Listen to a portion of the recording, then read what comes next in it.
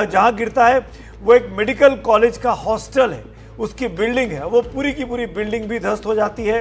वहां पर आग लग जाती है, आग के बड़े गोले में तब्दील हो जाता है। विमान के कई टुकड़े देखे जा रहे हैं अलग अलग तस्वीरों में। कितने लोग हताहत हुए हैं ये संख्या अभी औपचारिक तौर पर, आधिकारिक तौर पर नहीं बताई गई है, क्योंकि बहुत से ऐसे लोग थे जो नीचे हॉस्टल में थे, जैसा कि हमारे सहयोगी अहमदाबाद से बता रहे हैं।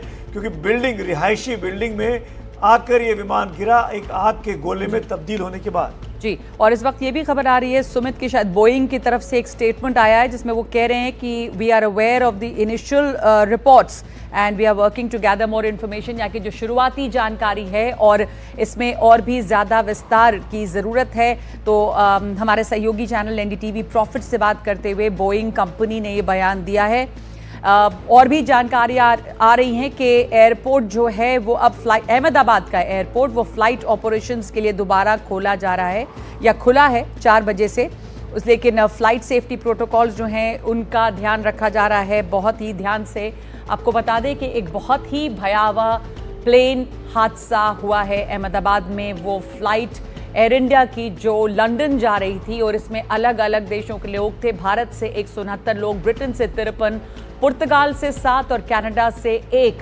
तो इतने यात्री इसमें सवार थे। और इस वक्त जो शुरुआती जानकारियां मिली हैं उसमें अभी तक ये जानकारी नहीं है कि इसमें से कितने लोग बच पाए होंगे। रेलवे की डिजास्टर मैनेजमेंट टीम मौके पर है। और दूसरा हादसा ये भी हुआ कि जहां प्लेन क्रैश हुआ पास में रिहायशी इलाके में, वहां पर एक हॉस्टल भी है। कहा जाता है कि कैंसर हॉस्पिटल है, उसका ये हॉस्टल है।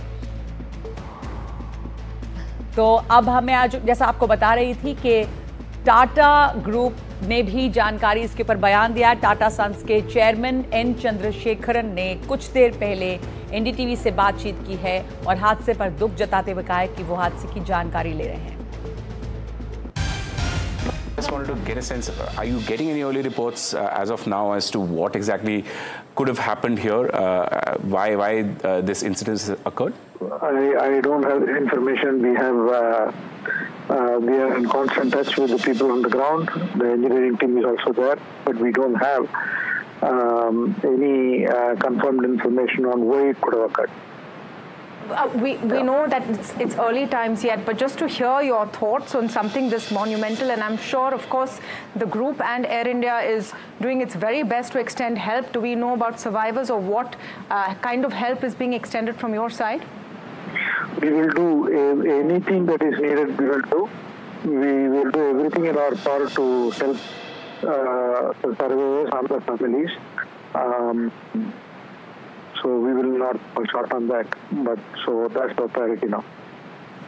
Sir, just a quick question around the sort of response that has been there from Air India. So you said that you were heading, of course, to Ahmedabad, but at this point in time, apart from allowing ground support and ensuring that there are helplines that are there for families of customers who might be on that plane, anything else that you're doing?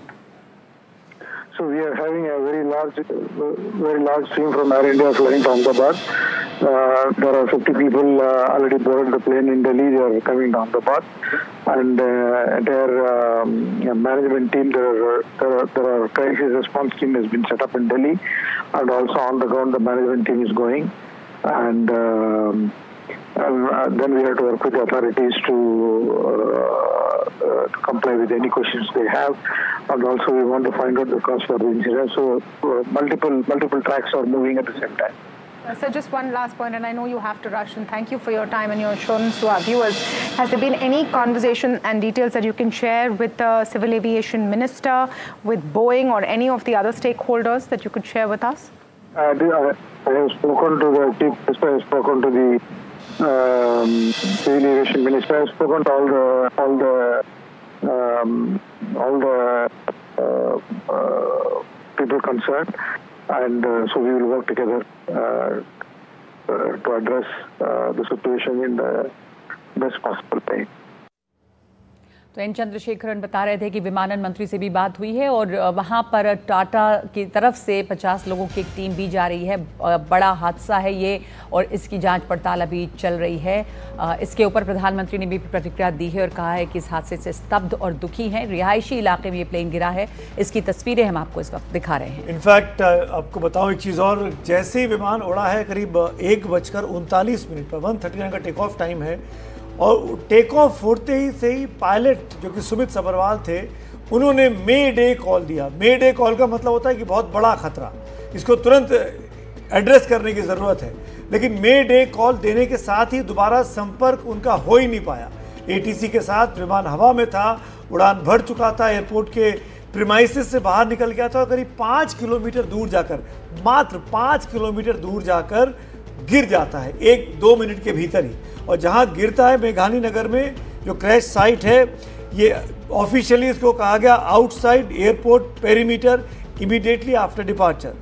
ATC communication हुआ, no response post mayday, यानी उसके बाद दोबारा pilot बात भी नहीं कर पाया। इतनी तेजी से जो भी गड़बड़ी थी उसने टेक ओवर कर लिया और चलता फिरता विमान, एक उड़ने वाला विमान जो लोगों को एक जगह से दूसरी जगह ले जाना था, वो क्रैश हो जाता है। और ये बताया जा रहा है कि दिल्ली से प्लेन टेक ऑफ किया था, शायद दिल्ली से लंदन अहमदाबाद होते हुए जा रहा था। कुछ लोगों ने एक्स पर ये पोस्ट किया है कि इसी विमान में वो कुछ देर पहले थे जब वो दिल्ली से वहाँ पर विमान में सवार हुए थे। अहमदाबाद में प्लेन रुकता है और जब वो टेक ऑफ करता है तो टेक ऑफ के बाद, जैसा सुमित बता रहे हैं कि बस चंद मिनटों में, 2 मिनट के अंदर ही ये क्रैश करता है और जहां पर क्रैश किया है वहां पे बाउंड्री वॉल से टकराते हुए हॉस्टल, जो एक कैंसर हॉस्पिटल है उसके हॉस्टल में टकराता है। वहां के अंदर की भी तस्वीरें आई हैं बहुत भयावह। एयर इंडिया विमान दुर्घटना में जो डॉक्टर्स हॉस्टल था उसको भारी नुकसान पहुंचा है और इस हॉस्टल की दीवारें ढह गई हैं, कमरे पूरी तरह से ढह गए हैं। यहाँ पर कई छात्र डॉक्टर मौजूद थे, कुछ हॉस्टल में खाना खाने के लिए उस वक्त मेस में गए थे।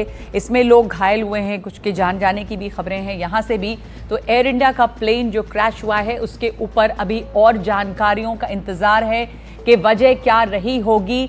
कुछ जानकार ये भी कह रहे हैं कि चूँकि बिल्कुल टेक ऑफ होते ही ये विमान क्रैश किया है तो इसमें फ्यूल भी काफ़ी ज़्यादा होगा। एक फ़र्क बता रहे हैं कुछ जानकार कि अगर लैंडिंग के वक्त ये क्रैश होता है तो उसमें फ्यूल कम होता है और तब आग इतनी भयावह शायद नहीं होती, लेकिन टेक ऑफ के फ़ौरन बाद 2 मिनट के अंदर अंदर ये क्रैश हुआ है।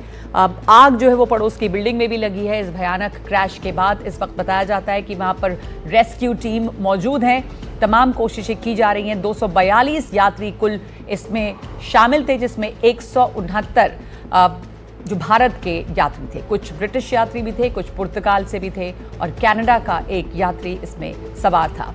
और सबसे बड़ा सवाल जो छोड़ जाता है नगमा, ये घटना, ये दुर्घटना वो ये कि उड़ान भरने के 2 मिनट के भीतर ये क्रैश हुआ। मौसम बिल्कुल साफ सुथरा था, कहीं कोई आंधी तूफान फ्रॉग जैसी चीज़ नहीं दिखाई दे रही थी। एयर इंडिया का विमान था, दिल्ली से, जैसा कि नगमा बता रही है, दिल्ली से उड़ान भरकर अहमदाबाद पहुंचा था। अहमदाबाद में उसका स्टॉप ओवर था, फिर वहां से उसको लंदन जाना था गेटविक में, और वहां पे इसका उड़ान भरते से एक्सीडेंट हो जाना, यानी जब इसकी चेकिंग हुई होगी, फिट टू फ्लाई का सर्टिफिकेशन दिया गया होगा, वो क्यों दिया गया होगा, कैसे दिया गया होगा। और ये चीज़ बहुत इंपॉर्टेंट है जिसको नगमा ने अंडरलाइन किया कि जब ये उड़ान भर रहा था इसका मतलब इसका फ्यूल टैंक पूरा भरा हुआ था। ये चलता फिरता एक बहुत खतरनाक गोले, आग के गोले की तरह था। वहां से कुछ चश्मदीदों की बयान आ रहे हैं, पहले वो सुन लेते हैं।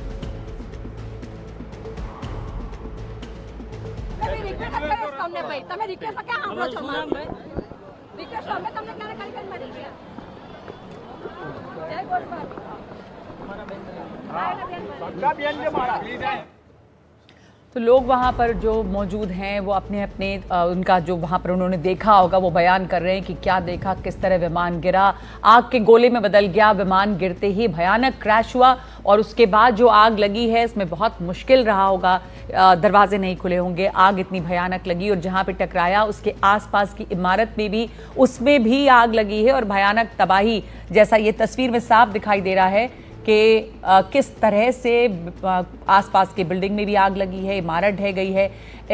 ये जो हवाई जहाज़ एयर इंडिया का था, ये ड्रीमलाइनर था और ये बोइंग का इसके ऊपर बयान आया है विमान हादसे पर। बोइंग ने ये कहा है कि हमें शुरुआती जानकारी मिली है और हम और भी जानकारी जुटा रहे हैं। तो बोइंग ने ये स्टेटमेंट जारी किया है।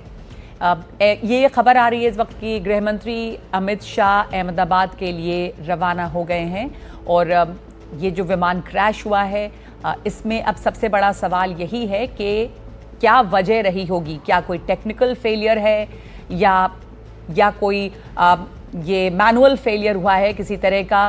टेक ऑफ का वक्त जो होता है वो खास करके बहुत क्रिटिकल होता है, टेक ऑफ और लैंडिंग।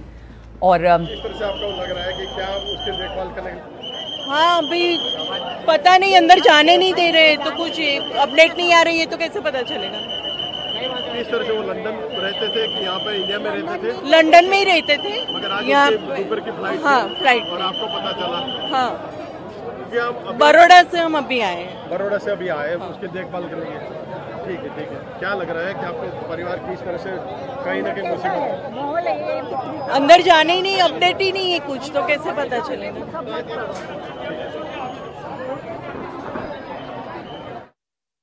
तमाम राजनेताओं की प्रतिक्रियाएं भी आने लगी इस विमान हादसे पर। सबने दुख और अफसोस जताया है। प्रधानमंत्री का भी आया बयान, राष्ट्रपति द्रौपदी मुर्मू का आया, उपराष्ट्रपति जगदीप धनखड़ का आया, विपक्ष के नेता राहुल गांधी का आया, कांग्रेस की पूर्व अध्यक्ष बड़ी नेता सोनिया गांधी का बयान, मल्लिकार्जुन खड़गे का बयान। हर व्यक्ति अफसोस जता रहा है, दुख जता रहा है और जानना चाहता है कि आखिरकार ये हादसा हुआ तो हुआ कैसे। ये सवाल सबके जहन में है, लेकिन फिलहाल सबसे बड़ी प्राथमिकता यही है कि जो लोग हताहत हुए हैं उन तक इलाज पहुंचे, उनको सुरक्षित निकाला जा सके। क्योंकि जो स्थिति दिखाई दे रही है, जो तस्वीरें इस वक्त आपके सामने स्क्रीन पर हैं, वो परेशान करने वाली हैं, वो डिस्टर्बिंग विजुअल्स हैं। विमान के टुकड़े दिखाई दे रहे हैं, विमान आग के गोले में तब्दील होता दिखाई दे रहा है। जिस बिल्डिंग में गिरा वो कॉलेज हॉस्टल की बिल्डिंग थी, मेडिकल के छात्र बनने वाले डॉक्टर्स वहाँ रहते थे, उनके ऊपर गिरा है। तो जाहिर तौर पर वहाँ भी बड़ी संख्या में नुकसान हुआ होगा। और जैसे कि मेरी सहयोगी गोपी घांगर कुछ देर पहले हमको अहमदाबाद से बता रही थी कि एक 2 मंजिला बिल्डिंग तो पूरी गिर गई है, ध्वस्त हो गई है उसके इम्पैक्ट की वजह से, उसके आग के मलबे में तब्दील हो जाने की वजह से। अभी भी फायर ब्रिगेड की गाड़ियां, एनडीआरएफ के लोग वहां मौजूद हैं और आग को बुझाने का काम इस वक्त चल रहा है। और ये लगातार चर्चा हो रही है, सवाल उठाए जा रहे हैं जिसको कि एविएशन एक्सपर्ट्स ही इसके ऊपर टिप्पणी कर सकते हैं कि जब प्लेन टेक ऑफ किया तो उसमें क्या गड़बड़ रही होगी। जिसको बात की जाती है फ्लैप्स की कि कुछ एंगल पे रहना चाहिए 5 से 15 के बीच में, वो कितने पे था, क्यों क्रैश हुआ, क्या इंजन फेलियर हुआ, ये तमाम सवाल इस वक्त उठ रहे हैं।